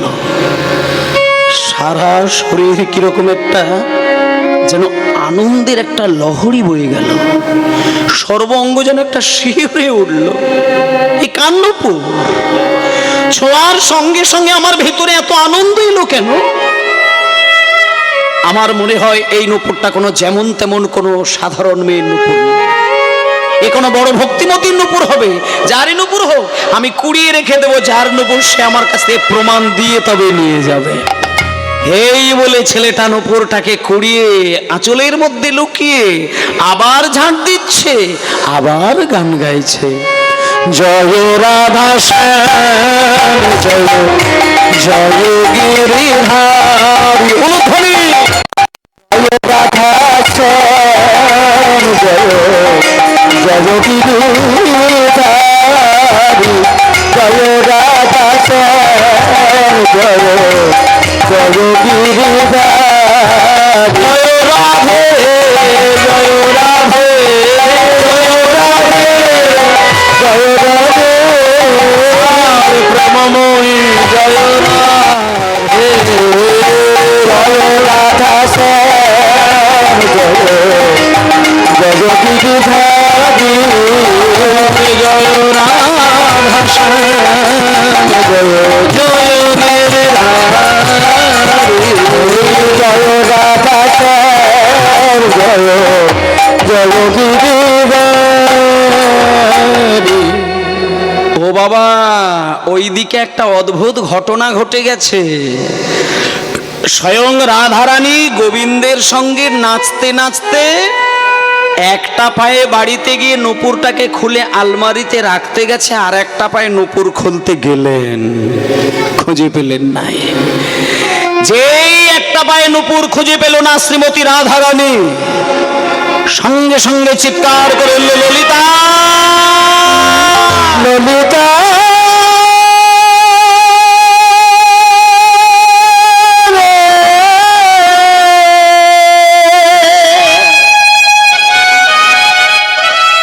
সেই ললিতা ললিতা ললিতা বলে রাধারানী চিৎকার করেছে। সঙ্গে সঙ্গে ললিতা ছুটে এসে বলছে, রাধে এই রাধে, এমন সময় ভোরের বেলা এত চিৎকার করে গলাবাজি করে ডাকছিস কি করে? কি হয়েছে তো? রাধারানী বলছেন, হে ললিতা কাছে আয় না, দেখ না আমার ওই সোনা দিয়ে হেরে দিয়ে যে বাঁধানো যে নূপুরটা, ওটা আমি খুঁজে পাচ্ছি না। আমি বাড়িতে এসে একটা পায়ে নূপুর খুলেছি, আর একটা পায়ে নূপুর খুঁজে পাই না। কোথায় একটু হারিয়েছে দেখ না ললিতা, কোথায় একটু হারিয়েছে দেখ না। ললিতা বলছে, তোর সমস্যাটা তো এইখানে নেই, বিপদে পড়বি সখীদেরকে ডাকাডাকি করবি। এই ভোরের বেলায় রাস্তায় কেউ নেই, আর আমি যদি ললিতা হয়ে যাই, লোকে আমায় দেখতে পেলে চিনতে পারবে না যে ললিতা সখী যাচ্ছে। রাধারানী বলছে, এই ললিতা তুই ললিতা হয়ে যাবি কেন? তুই ঘোমটা টেনে দিয়ে আর ওই বৃন্দাবনের মেয়েরা যেমন করে যায় তুই সেইভাবে যা না, মানে তুই ব্রজবাসিনী রূপ ধারণ করে চলে যা, তোকে আর কেউ চিনতে পারবে না। যাবো? হ্যাঁ শিগগিরই যা, নূপুরটা যদি নিয়ে আসিস আমি বেঁচে যাই, আমি নূপুর হারিয়ে ফেলেছি। সঙ্গে সঙ্গে এইবার মায়েরা ললিতা সখী যাচ্ছে নূপুরের খোঁজে। কোথায়? সেই কুঞ্জবনে। যেতে যেতে মনে মনে চিন্তা করছে, আমি যেহেতু ব্রজবাসিনী রূপ ধারণ করেছি, তাহলে আমি ওই ব্রজের ভাষাতেই কথা বলবো। লোকে যদি বাংলা না বোঝে হয়তো বাংলাটা বলবো, কিন্তু ব্রজের ভাষায় কথা বলবো। প্রথমে আমি ব্রজের ভাষায় কথা বলবো, বৃন্দাবনের ভাষায় কথা বলবো। এবার ললিতা সখী ঘোমটা দিয়ে রাস্তা দিয়ে যাচ্ছে, যেতে যেতে যেতে যেতে যেতে যেতে যেতে যেতে একেবারে কুঞ্জ মন্দিরের কাছে চলে গেল। কুঞ্জবনের পাশে গিয়ে দেখছে ভেতর থেকে কে যেন গুনগুন গুনগুন করে মিষ্টি করে গান গাইছে। এক একেবারে দরজার কাছে গিয়ে দেখে ভেতরে একটা বাচ্চা ছেলে ঝাঁট দিচ্ছে। ললিতা আলতু করে সেই ছোট্ট ছেলে ঝাঁট দিচ্ছিল, তার পিছনে গুটি গুটি পায়ে গিয়ে বলছে, বাবাজি। কে কে? बाबाजी आपको एक नूपुर मिला है क्या? নূপুর? হ্যাঁ হ্যাঁ বাবাজি, এক নূপুর। হ্যাঁ আমি নূপুর পেয়েছি তো একটা, এই তো আমি একটা নূপুর কুড়িয়ে পেয়েছি, কিন্তু এটা কি তোমার নূপুর? ললিতা বলছে, হ্যাঁ হ্যাঁ বাবাজি, ও নূপুর মেরা নূপুর হ্যাঁ। যখনই বলেছে মেরা নূপুর হ্যাঁ, তখন কৃষ্ণদাস বলছে, अगर ये नूपुर तुम्हारा है, अगर ये नूपुर तुम्हारा है तो तुम्हारे दोनों पैर में कैसे नूपुर दिखाई दे रहे हैं? কৃষ্ণদাস বলছে, এই নূপুর যদি তোমারই হবে তাহলে তোমার দুটো পায়ে নূপুর এলো কি করে? ললিতা দেখছে সর্বনাশ, আমি গোড়ায় গলত করে ফেলেছি। মানে নূপুর খুঁজতে গেলে তো মিনিমাম নিজের পা থেকে একটা নূপুরকে খুলে আসতে হবে, সে দুটো পায়েই নূপুর পরিয়ে ঝমক ঝমক করে চলে এসেছে। এইবার কৃষ্ণদাস বলছে, তোমার যদি নূপুর হবে তাহলে তোমার দুটো পায়েই তো নূপুর দেখতে পাচ্ছি। তখন এবার ললিতা সখী তাড়াহুড়ো করে পাটা ঢেকে দিয়ে বলছে, বাবাজি বাবাজি শুনিয়ে শুনিয়ে শুনিয়ে দর্শন, ও নূপুর মেরা নূপুর নেই হ্যায়, ও মেরি সহেলি কা নূপুর হ্যায়। মানে ওটা আমার সখীর নূপুর, সখীর নূপুর। হ্যাঁ এমনি, ওটা এমনি রসিকতা করে বলছিলাম, ওটা আমার সখীর নূপুর, দাও আমায় দিয়ে দাও। কৃষ্ণদাস বলছে, দাঁড়াও, তুমি প্রথমে বললে আমার, ধরা পড়ে যেতেই বললে সখীর। বেরিয়ে যাও, বেরিয়ে যাও। তুমি এসে বলবে আমার সখীর নূপুর, আরেকজন এসে বলবে আমার মাসির নূপুর, আরেকজন এসে বলবে আমার পিসির নূপুর। তা আমি কি এখানে নূপুরের কারখানা খুলেছি? বেরিয়ে যাও এখান থেকে। যখনই বলেছে বেরিয়ে যাও, এইবার ললিতার তো মাথা খারাপ হয়ে গেল যে নূপুরটা আমি তাহলে নেব কি করে। এবার একান্ত যখন বেরিয়ে যেতে চাইছে, তখন ললিতা সখী বলছে, বাবাজি হ্যাঁ বলছি কি, তাহলে উপায় কি আছে? উপায়টা কি হবে? উপায়? কৃষ্ণদাস বলছে, एक उपाय है, एक उपाय है जिसका ये नूपुर है, अगर उसको मेरे सामने ला सकते हो, যার এই নূপুর তাকে যদি একবার আমার কাছে দাঁড় করিয়ে দেখাতে পারো, এই নূপুর কেবল আমি তার হাতেই তুলে দেব। ললিতা দেখছে, না হে বাবাজি ছোট্ট হলে কি হবে, এই যা পাকা পাকা কথা, এ দরকার নেই, আমি বরং ছুটে গিয়ে যেন তেন ভাবে রাধারানীকেই সঙ্গে নিয়ে আসি। এই বলে ললিতা আবার পিছনে চলে গিয়ে রাধারানীর কাছে গিয়ে বলছে, এই রাধে, ও একটা ছোট্ট ছেলে এসেছে, কিছুতেই নূপুর দিল না, আমাকে উল্টে বরং বললো তোমার যদি নূপুর হবে তোমার দুটো পায়ে নূপুর এলো কি করে? এই রাধে তুই শীঘ্রই চল, আমার সঙ্গেই শীঘ্রই চল।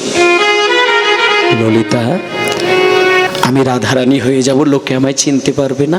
আরে তুই রাধারানী হয়ে যাবি কেন? আমি যেমন ব্রজবাসিনী রূপ ধারণ করে চলে গেলাম, তুই আমার সঙ্গে চল, কেউ চিনতে পারবে না। যাবো? হ্যাঁ শিগগিরই চল, নে ভালো করে ঘন্টা দে, দিয়ে দুইজনে চল, তুই আগে আগা, আমি তোর পেছনে পেছনে যাচ্ছি। এবারে ললিতার সঙ্গে করে বিনোদিনী যা,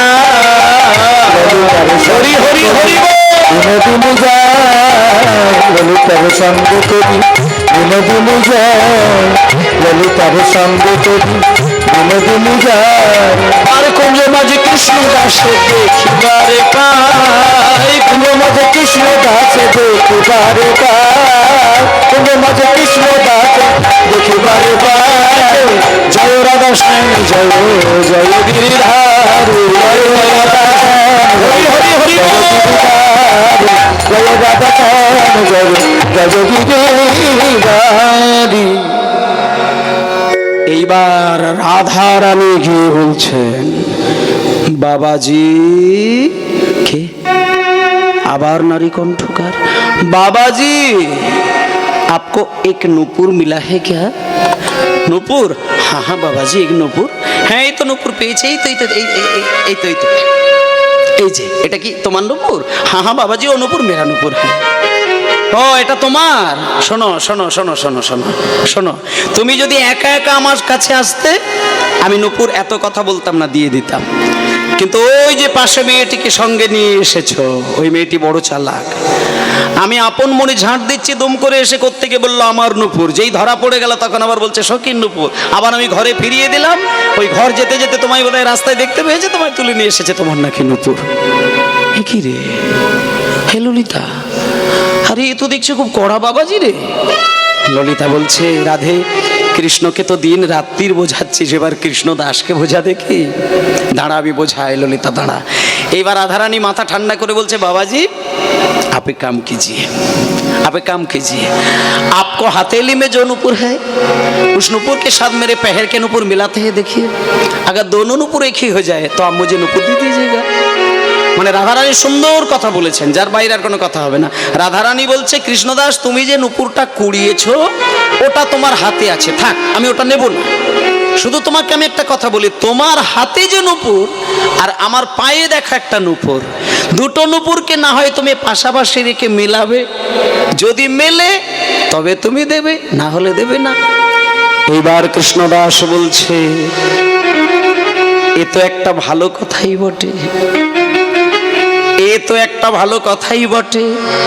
আমার হাতে যে নূপুর আর ওই চরণের সেই নূপুর, এই দুটো নূপুর একই কিনা আমি মিলায়ে দেখব, তবে কই দাও দাও চরণ বাড়ায়ে দাও, চরণ বাড়ায়ে দাও, দাও দাও চরণ বাড়ায়ে দাও। আমি ভালো করে নূপুর মিলায়ে দেখব, দাও চরণ বাড়ায়ে দাও। আমি ভালো করে নূপুর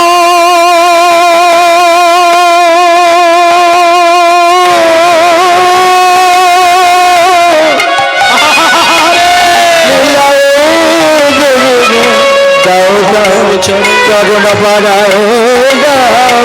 আমি ভালো করে নূপুর মিলায়ে দেখবো, যার নূপুর এমন তার চরণ কেমন, ভালো করে মিলায়ে দেখবো, নূপুর এমন তার চরণ কেমন, ভালো করে নূপুর মিলায়ে দেখবো, দাও দাও চরণ বাড়ায়ে দাও। হে ললিতা, ললিতা, হে ললিতা, আরে কি বলছে রে, বলে আমার চরণটা নাকি ওর মুখের কাছে বাড়িয়ে দিতে হবে। ললিতা বলছে, রাধে তুই তো কথার মধ্যে দুম করে জড়িয়ে গেলি, তুই মাঝে মাঝে এমন বোকার মতো কথা বলে ফেলিস। আচ্ছা তুই দুম করে যে এই কথাটা বলবি আমি ভাবতে পারি না যে নূপুরটা মিলিয়ে দেখো। আচ্ছা রাধে, একটা চিন্তা করে দেখতো, তার হাতে নূপুর রয়েছে আর তোর পায়ে নূপুর পরা রয়েছে, নূপুরকে যদি পাশাপাশি রেখে মেলাতে হয় তাহলে দুটোর একটা কাজ করতে হবে, হয় তোর পা থেকে নূপুরটাকে খুলে তার হাতে দিয়ে দিতে হবে, সে মিলিয়ে দেখবে, আর তা না হলে পাটা তার মুখের সামনে বাড়িয়ে দিতে হবে, হাতের সামনে, সে দেখবে। আর আমি যেটা মনে করি, তোর সখী হয়ে যেটা বুঝতে পারি, যে ওই পা থেকে খুলবি আবার হাতে দিবি, আবার তুই হাতে পায়ে পড়বি, ও খোলা পড়া করতে বরং দেরি হয়ে যাবে। তুই এক কাজ কর, কেউ তো এখন নেই, পাটাকে বরং ওর কাছে বাড়িয়ে দে। বাড়িয়ে দেবো? হ্যাঁ বাড়িয়ে দে না, মিলে গেলেও তো দেবে বলেছে, বাড়িয়ে দে বাড়িয়ে দে বাড়িয়ে দে। রাধারানী তখন বলছে, বাবাজি দেখিয়ে দেখিয়ে पैर के ऊपर मिलाते हैं देखिए। এই বলে যখনই চরণটা বাড়িয়ে দিয়েছেন, অমনি কৃষ্ণদাস এক এক করে নূপুর মিলিয়ে দেখছে, দেখছে এই নূপুরে যতগুলো হিরে বসানো ওই নূপুরেও ঠিক ততগুলোই হিরে, এই নূপুরটা যত বড় ওই নূপুরও ঠিক তত বড়, এই নূপুরের যেমন নকশা ওই নূপুরেও একই নকশা, এই নূপুরের যেমন উজ্জ্বলতা ওই নূপুরেও একই উজ্জ্বলতা, মানে হুবাহু দুটো নূপুরকে যেদিক থেকেই দেখছে সব মিলে যাচ্ছে। এইবার রাধারানী বলছে, কি বাবাজি, বললাম না যে নূপুর দুটো আমার, মিলেছে তো, এইবার আমার হাতে দিয়ে দাও। কৃষ্ণদাস বলছে, না না, নূপুর দুটো মিলেছে, নূপুর দুটো মিলে গেছে, কিন্তু নূপুর দুটো যে তোমার সেটা প্রমাণ হয়নি। মানে আমার পায়ে নূপুর আর এটা আমার নয়, মানে না না না না না, তোমার পায়ে আছে মানে যে তোমার নূপুর, এটা তো প্রমাণ হবে না। বলে কি করে? বলে এমনও তো হতে পারে যার নূপুর সে একটা পায়ে নূপুর হারিয়ে ঘুমিয়ে পড়েছিল, আর তুমি হয়তো সেই বাড়ির চাকরানী, তার পা থেকে নূপুরটা খুলে তোমার খালি পায়ে পরিয়ে ললিতা, এই ললিতা, আরে তুই কি শুধু বসে থাকবি? আমার সঙ্গে এসেছিস, বস। আমাকে বলছে আমি নাকি বাড়ির চাকরানি, আমি নাকি নুপুর খুলে নিয়ে এসেছি। তুই কিছু বল। ললিতা তখন বলছে, রাধে দাঁড়া, তোকে যখন এইভাবে চোর সাজিয়ে দিল, আমার মনে হয়তো একটা ভেবেচিন্তে কিছু ব্যবস্থা কর, কারণ এটা ভালো নয়, খুব বাজে কথা বলেছে। রাধারানীর মাথাটা গরম হয়ে গেছে। রাধারানী মাথা গরম হয়ে গিয়ে এবার এগিয়ে গিয়ে বলছে, বাবাজি মুখ সামলে কথা বলবে। আমি চাকরানি, আমি নূপুর চুরি করেছি? আমি গায়ের জোরে দাবি করে বলছি নূপুরটি আমার। তোমার যদি ক্ষমতা থাকে কই প্রমাণ দিয়ে দেখাও তো দেখি যে নূপুরটি আমার নয়। কৃষ্ণদাস বলছে, ও বাবার সাথে এক্ষুনি প্রমাণ দিয়ে দেবো। বলে কি করে দেবে? নূপুরটা তোমার নাকি অন্য কারো, এ প্রমাণ আমার হাতের মুঠোই তৈরি হয়েছে। বলে কিরকম? কাছে এসো, ভেতরে চলো। আমি যেই জায়গাটা নূপুর কুড়িয়েছিলাম, আমি সেই জায়গাটাতে ঝাঁটা বুলাই না। বৃন্দাবনের কুঞ্জবনে লক্ষ লক্ষ মানুষের পদধূলি পড়ে পড়ে জমতে জমতে ধুলোর একটা আস্তরণ তৈরি হয়ে যায়। কেউ যদি ওই ধুলোর মধ্যে পাড়িয়ে দিয়ে চলে যায়, তার পায়ের তলায় যদি কোনো চিহ্ন থাকে, সেটা ওই ধুলোর মধ্যে ছাপ পড়ে যায়। তা আমি কিন্তু নূপুরটা কুড়াতে গিয়ে দেখলাম, যার নূপুর পড়ে রয়েছে তার পায়ের তলার কিছু চিহ্ন ধুলোই পড়ে রয়েছে।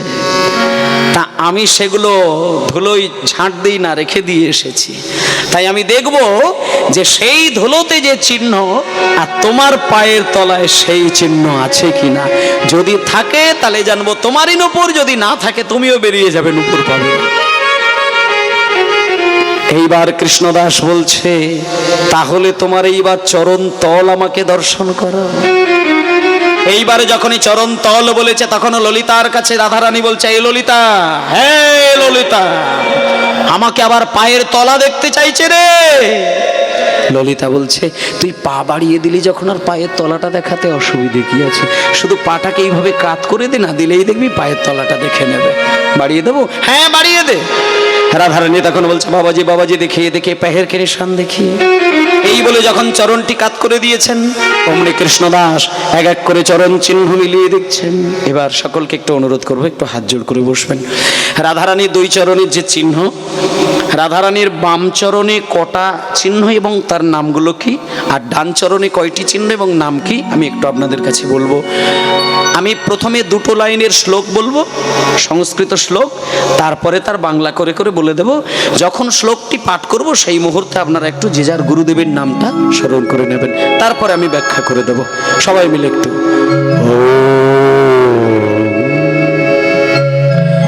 ছত্রারি ধ্বজবল্লী পুষ্পদলয়ম পত্রোর্ধরেখা অঙ্কুশানদ্ধম দ্বিজপঞ্চমম মনুজম শক্তি গদাস্যান্দনম বেদ কুণ্ডলমৎসপর্বতধরম ভক্তেহাং সব্বাং পদং তং রামভাবচিরমনঃ বেদ সতি মহালক্ষ্যার্চিতাং কিং ভজে, বেদ সতি মহালক্ষ্যার্চিতাং কিং ভজে, বেদ সতি মহালক্ষ্যার্চিতাং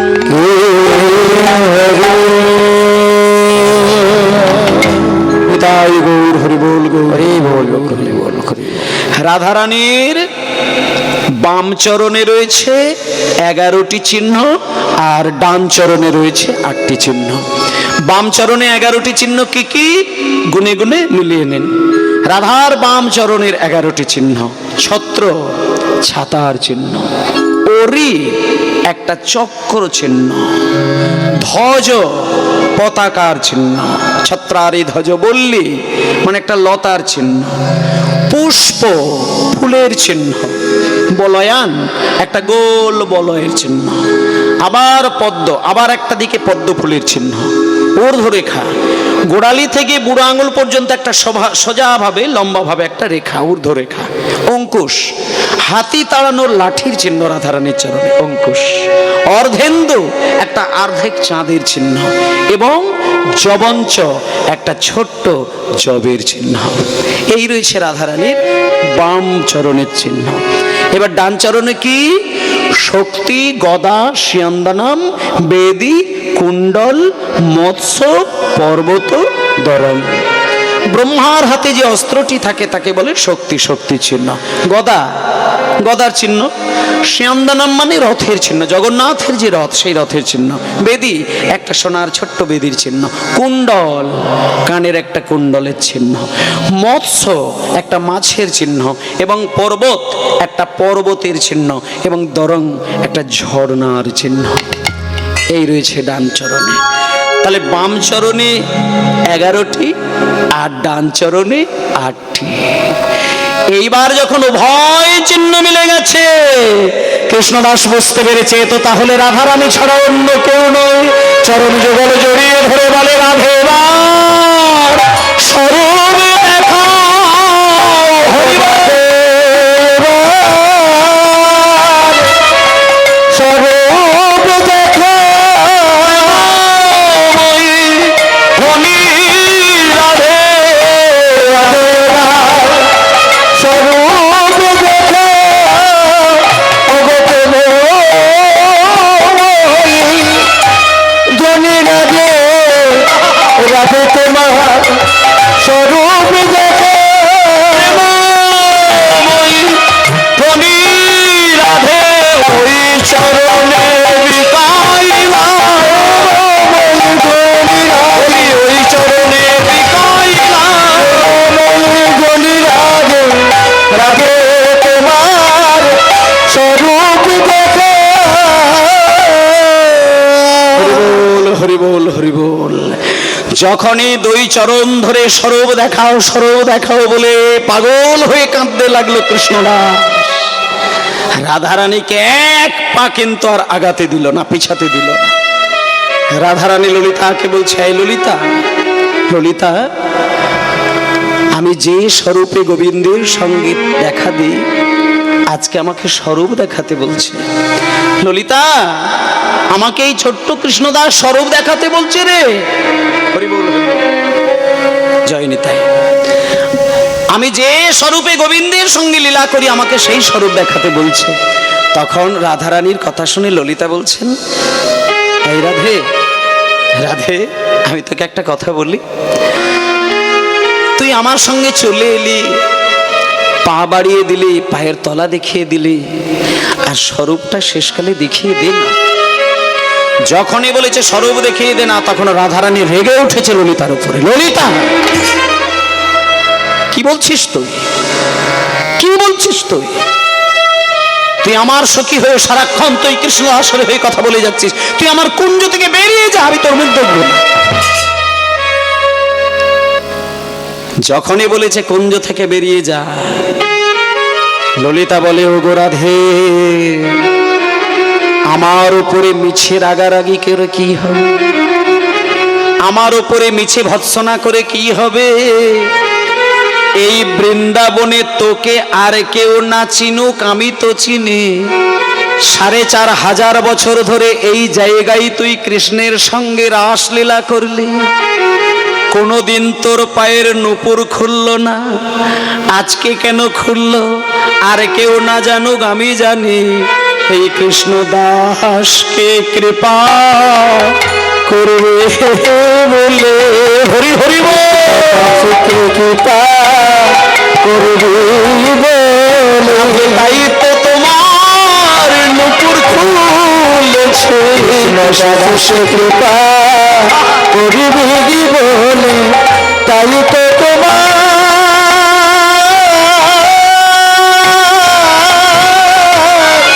নুপুর খুলেছে, কৃষ্ণ দাসকে কৃপা করবে বলে। রাধারানী তখন বুঝলো, হ্যাঁ ললিতা, তুই ঠিকই বলেছিস, ঠিক বলেছিস। যে কৃষ্ণদাস আমার গোবিন্দের সেবার জন্য ছোট্ট বয়সে কলসি করে জল ঢালতে ঢালতে মাথায় ঘা হয়ে গেছিল, পোকা পড়ে গেছিল, সেদিন গোবিন্দের সেবা ছাড়েনি। আমি সেই কৃষ্ণদাসকে কৃপা করব না, কাকে করব? কৃষ্ণদাস, তুমি এক কাজ করো, তুমি এক কাজ করো, আমার সামনে দাঁড়িয়ে চোখটা বন্ধ করো। চোখটা বন্ধ করে তুমি আমার দিকে তাকাও, কারণ ওই মায়ার চোখে আমাকে দেখা যাবে না। আমি তোমাকে দিব্য নয়ন দিচ্ছি, তুমি একবার চোখটি বন্ধ করে তারপরে আবার তুমি তাকাও। এইবার কৃষ্ণদাস যেই না চোখটি বন্ধ করে আবার তাকিয়েছে, দেখলো সেই মেয়েটি আর আগের নেই, যেন একটি সোনার প্রতিমা দাঁড়িয়ে রয়েছে। তার অঙ্গের জ্যোতিতে সারা কুঞ্জ মন্দির আলোকিত হয়ে উঠেছে। অজ্ঞান হয়ে গেল তপ্ত কাঞ্চন গৌরাঙ্গিনী রাধা বৃন্দাবনেশ্বরী বিশ্বভান সুতাঙ্গেরি তার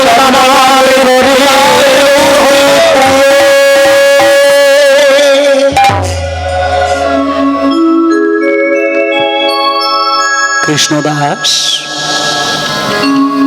কৃষ্ণদাস, আমায় তুমি নূপুরটি একবারটি হাতে দাও, আমি তোমার কপালে শুধু একটি বার ছুঁয়ে দেব, একবার দাও। সঙ্গে সঙ্গে কৃষ্ণদাসের হাত থেকে নূপুরটি নিয়ে ও মায়েরা কৃষ্ণদাসের কপালে স্বয়ং রাধারানী ছুঁয়ে দিয়েছিলেন। এবং যখনই কৃষ্ণদাসের কপালে নূপুরটি ছুঁয়ে দিয়েছিল মা, পরক্ষণেই দেখা গেল নূপুরের মাপের আকৃতির একটা হুবাহু কপালে তিলকের ছাপ হয়ে গেল, যেটা আর কোনো কিছুতেই সেটা আর মোছা গেল না। রাধারানী যে স্বরূপে গোবিন্দের সঙ্গে লীলা করে, সেই স্বরূপে যদি নূপুর কপালে ছুঁয়ে দেয়, নাক থেকে মাথা পর্যন্ত নূপুর আকৃতির তিলক হয়ে গেল। এইবার রাধারানী বলছেন, হরে কৃষ্ণদাস, হ্যাঁ কৃষ্ণদাস, নূপুরটি তুই আবার হাতে নে, আর আমাকে চোখ বন্ধ করে রাধিকায় নমো, রাধিকায় নমো, রাধিকায় নমো এই তিনবার বলতে বলতে তুই আমার হাতে দান কর।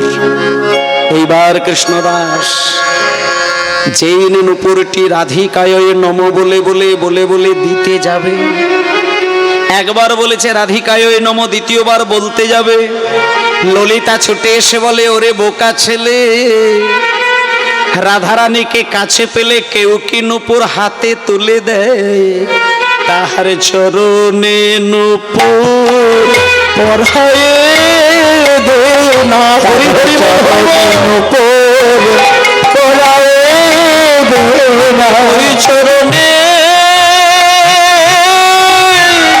মিকাইলাম বলে চরণে নূপুর পরায়ে দে না, ওই চরণে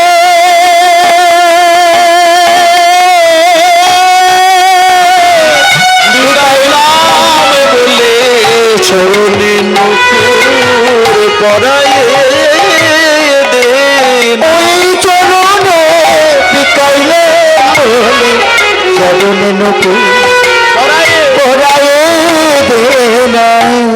কৃষ্ণদাস হাত জোড় করে বলে, ওগো ললিতা সখী, রাধারানীর চরণে নূপুর পরাতে আমারও যে বড় বাসনা হয়, কিন্তু গুরু মুখে শুনেছিলাম রাধারানীর চরণে নূপুর পরাতে গেলে নাকি সোনার বেদির ওপরে চরণ দুটি রেখে পরাতে। এই কুঞ্জ মাঝে আমি এখন সোনার বেদিটা কোথায় পাবো?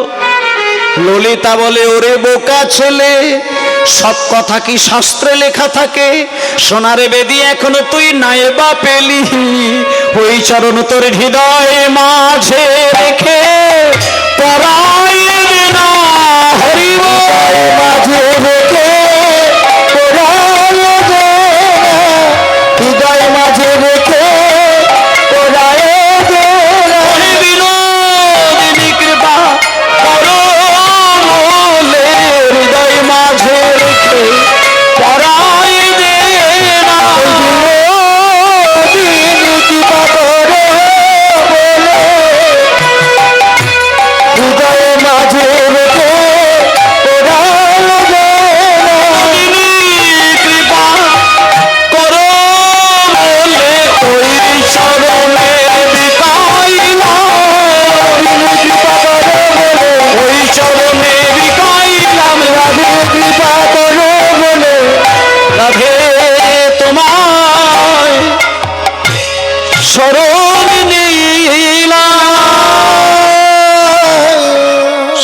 সঙ্গে হৃদয় মাঝে যত্ন করে মায়েরা রাধার স্বয়ং দুই চরণ হৃদয়ে ধরে নূপুর পরিয়ে দিলেন।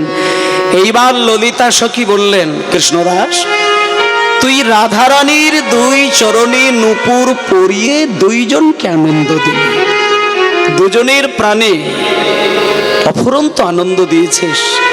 এক হচ্ছে রাধারানীর আর এক নাম শ্যামা, শ্যামার মনে আনন্দ দিলি, আর শ্যাম সুন্দরের মনে আনন্দ দিলি।